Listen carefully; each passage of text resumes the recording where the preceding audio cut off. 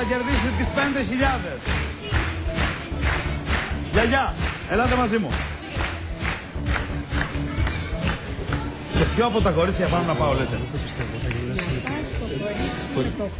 Θα πάω στο κορίτσι με τον αριθμό 8. Γιατί?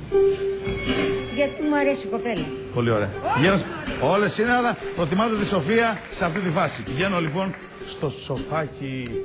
Σοφία, πριν ξεκινήσουμε, θα έρθω από εδώ για να σε βλέπω καλά. Πριν ξεκινήσουμε, μου πες να πω κάτι για τη σχολή σου, για το τμήμα σου. Για πες μου. Ναι, εσύ μου λες. Τελείωσες ποιο τμήμα? Διοικητικής επιστήμης και τεχνολογίας στην ασφάλεια. Γιατί συνήθως τι έλεγα εγώ? Άλλο έλεγα. Ας σου έρθει εδώ. Ενώ πρέπει να διαφημίσουμε για το τμήμα. ποιος σου είπε όμως, στο πάνε καθηγητές σου εκεί? Στη γραμματεία μου. Στη γραμματεία να το λέμε. Ναι. Δεν πρέπει να το μάθω ποτέ. Πες μου εσύ τώρα. Α, Β ή Δ γρήγορα. Β. Β παρακαλώ. Κερκίδα Β. 5.000 ευρώ θα κερδίσει κάποιος από την κερκίδα Β. Και θα πάω στη Λίνα, στην άλλη πλευρά. Λίνα μου, θέλω έναν αριθμό από το 1 μέχρι το 67. 26. 26! 26! Ο κύριος που κάθεται στη θέση 26 είναι ο πρώτος κερδισμένος σε αυτή τη φάση.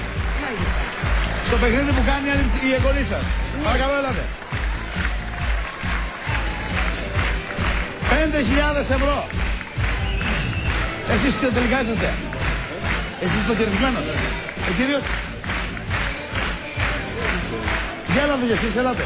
Υπάρχει 26. Έλα. Ναι, έλα.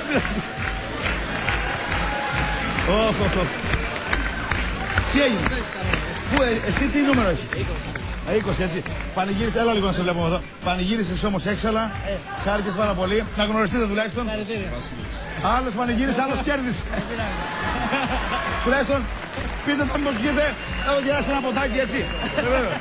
Και 2 και 3, όχι 1. Να είσαι καλά.